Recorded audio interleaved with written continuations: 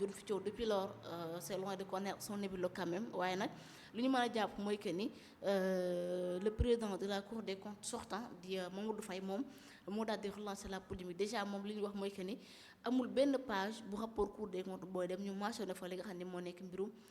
dette cachée alors sur ça aussi kon day mel ni Sénégal dugg nañ ko ay tooxi doona ci waxu politique mais ba léegi en fin de compte daal li ñu doon wax yëpp du woon loo nga xamante ni suñu méngo yoon actuellement réew mu ngi ci ay tooxi doona économique alors la sortie de Mamadou Faye est-ce que jàppoon ni vraiment amul benn pertinence vu que toog na ba Sénégal dugg ci ay tooxi doona muy doo ko génn. Bon en réalité des fois nit ñi da nga leen di nangul leur position certainement souvent très exiguë parce que des fois seen relation avec l'exécutif dafay xaw a demee noo xam ni am na yoo xam ni suñ ko waxee dafay xaw a nëroog lu ñuy tuddee génne secret d'état wala yu mel noonu moo tax souvent yu mel noonu su amee dañuy préférer jël ay pincettes mais boo ko seetloo le gars Mamadou Faye boobu il était sorti ci benn kii def naa c'est la même personne mës na génn di wax ni la cour constitutionnelle deful benn yoon nu mu tuddati audit Cour des comptes deful audit deful rapport bi quoi c'est un rapport de l'État bu ñu ko jébbal il a travaillé en fonction du rapport bi ko État bi jébbal donc loolu c'était suffisamment clair pour dire que ni ñoom effectivement lii nit ñi di wax bàyyi koowul ci ñoom te nag dama jàpp ni la dette là su fekkonte woon ni xëy na saa li desoon ci bopp nit ñi xëy na ci bopp waa Pastef la desoon mais pour la plus grande partie des Sénégalais ak ñi nga xamante ni ñoom ñoo nekk dans la diaspora ak même les organisations yi nga xam ni moom lañ seqal affaire yi muy FMI Banque mondiale ak yeneen organisations yi partenaires techniques et financiers yi ñoom xamoon nañu bu baax ni li Ousmane Sonko di wax bokkul ak li am parce que man jàpp naa ni su fekkonte woon ni am na le président Macky Sall du génn avec une telle clarté et une telle assurance pour dire carrément jox leen ñu rapport yi nga xamante ni moom ngeen di wax je pense que APR moo jëkk a bind au niveau du FMI pour effectivement mu am confrontation entre ñoom li ñu yor ak li ñu leen jébbal cette affaire là n'a jamais amul woon aboutissement Macky Sall jël ay avocats indi leen fii ku mel ne Olivier Sur ñu toog fi bañ nañ ko ba hôtel yi nga xamante ni dañ ko doon wut pour mën faa toog sax dañ leen ko doon xañ donc man jàpp naa ni ku amul boobu assurance su Macky Sall amuloon assurance ci li mu doon wax du ko jaral muy wut avocat di ñëw di leen laaj les rapports finalement ce n'est plus une dette cachée mais c'était des rapports cachés mais les rapports cachés quand même mën naa ni jëkkul foofu comme je l'ai dit souvent ñoom ils ont toujours des problèmes avec le rapport donc jàpp naa ni ñoom li ñu doon wax desul woon lu dul ci bopp ñi nga xam ne ñoo ànd ak Ousmane Sonko mais pour la plupart des gens loolu amul woon maintenant la Cour des comptes aujourd'hui su fekkente ni l'ancien président génn na ni il n'est mentionné nulle part une dette cachée ci seen ay rapport maintenant Ousmane Sonko ci boppam taxaw moom it di wax ni effectivement quand il parlait il n'avait pas les leviers wax ni bon bi muy wax moom ci problème mu partem la doon waxee te bi muy wax mu toog Barack xuma nan loo toog l'actuel premier ministre toog Cheikh Diba ñëwuloon ce jour-là mais il y avait effectivement l'attelage gouvernemental presque dans complet maintenant li ci nekk mooy tous ces gens-là toogoon foofu ñoom ñëpp est-ce que ñoom Pastef moo leen fa taxoon toog donc Ousmane Sonko jàpp naa ni c'est lui qui est en train de se dédire te ñemewul a dédire mais comme nit comme ni ma koy waxee c'est quelqu'un de très orgueilleux et de très têtu d'accord il est nul mais bu fekkonte woon ni boole woon na ci une certaine humilité nga xam ni su demee ba wax toj mën a taxaw ci kanamu sénégalais yi jéggalu leen la situation fi mu toll nii du fa toll mais aujourd'hui le fait que par exemple FMI ñu defe naa ni normalement ñi ngi fi su fekkente ni mataluñu seen émission parce que le 15 lañ fi waroon ñëw. Tout à fait. Je crois que su fekkente ni FMI génn na ci situation bii ñu nekk li Ousmane Sonko di tiit ba tax muy demander à France 24 ak RFI ñu invité ko moi je pense que jàpp naa ni bëgg na anticiper. sur les résultats yi nga xamante ni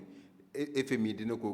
ko fi bàyyi ba Sénégalais yi xam ni li mu doon wax du dëgg. Maintenant léegi il fait tout. Pour effectivement anticiper comme il en a l'habitude chaque fois qu'il y a une situation qui se présente dina jiitu situation bi victimiser wu def ay affaires je pense que sa sortie là ci registre boobu lañ ko mën a def ak effectivement dans le registre vraiment de effectivement plaire encore à la communauté internationale mais il a raté véritablement l'occasion de nous dire véritablement la vérité. D'accord mais alors sur ceci ci la sortie bi nga xamante ne Ousmane Sonko def na ko biir France 24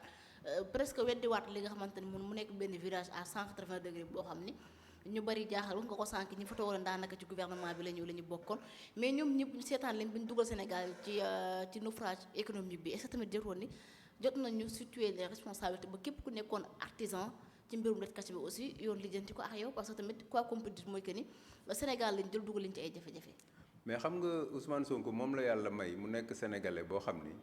am na sañ-sañu wax lépp am na sañ-sañu def lu ko neex te dara du ko ci fekk mais quand même moom mi doon wax naan ku waxati dette cachée bi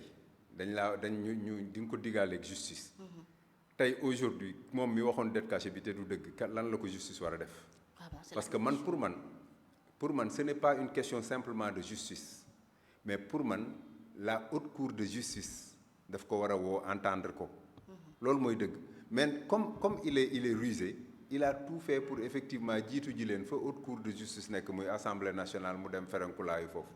c'est justement pour avoir une protection dans ce sens mais normalement dans un pays normal soo waxee tooxi doona yu mel nii d'ailleurs d'abord la seule chose bi nga xamante ni Ousmane Sonko waroon na ko jaral ñu entendre ko haute cour de justice c'est quand il a énuméré les 1000 milliards dans l'administration sénégalaise ak administration bu mu mën a doon si quelqu'un de son envergure dem na ba wax ni effectivement nëbb na sénégalais yi mbaa administration bi nga xam ni moom la jiite nëbb na leen ay luubal yoo xam ne am na ci biir administration bi kooku dañ ko war a entendre dañ ko war a sax relever de ses fonctions bu fekkee ministre la su fekkee c'est un agent simple dañ ko war a dàq pour faute lourde parce que il a caché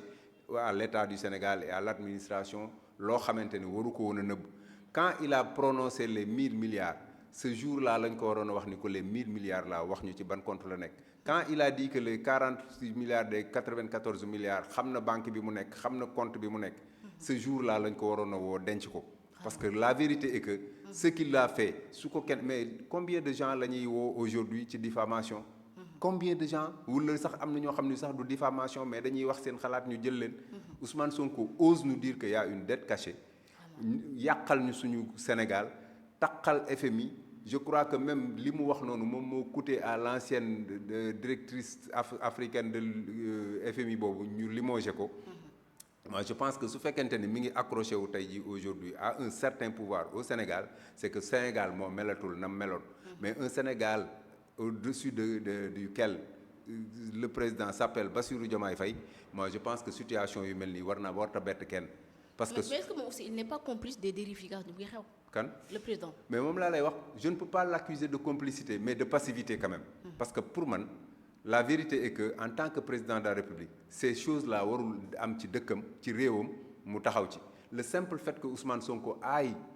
dem dugg Assemblée nationale c'est pour man c'est de sa passivité parce que li tax mooy dès lors où président Assemblée nationale woote na il pouvait effectivement aussitôt saisir les juridictions compétentes pour que effectivement ñu arrêter cette procédure-là parce que cette procédure-là me semble être une arnaque du siècle dans ce pays-là mënuñu yor institution Assemblée nationale la deuxième personnalité du pays di fa am ces genres de tripatouillage là di fa jàll comme lettre à la porte. d'accord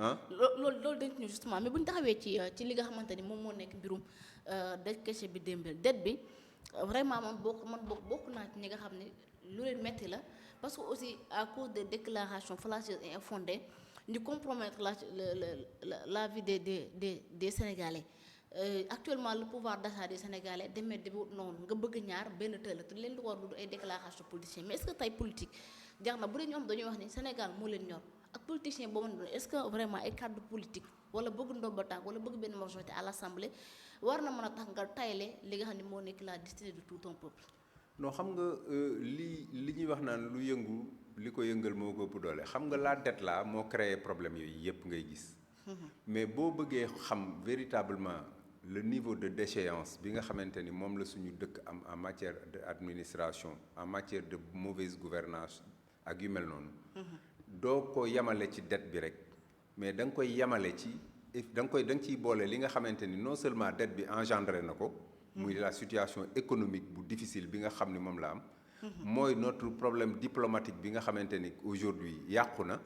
mooy li nga xam ni mooy suñu ay relations avec les partenaires financiers techniques et financiers yàqu gi mu yàqu mais loolu yépp boo ko dee xool da ngay xool les acteurs yi nga xam ni tey ñoo nekk ci bopp réew mi aujourd'hui depuis loolu bi mu amee ba léegi lan la empêché acteurs yi nga xam ni ñoom ñoo nekk ci bopp réew mi ñu def ko ci comme Bamboula soo demee assemblée nationale ñi ngay fooye assemblée nationale soo demee à la tête de l'État on semble avoir quelqu'un qui est là-bas mais aujourd'hui qui ne nous sert à rien du tout xeex bi ñuy xeex entre eux ça c'est largement suffisant pour expliquer que ñoom affaire u dette bi le Sénégal ak gouffre bi mu dugg ça leur importe peu tey aujourd'hui moom laa lay wax ni la su fekkente ni par exemple dette bi nekkoon na loo xam ne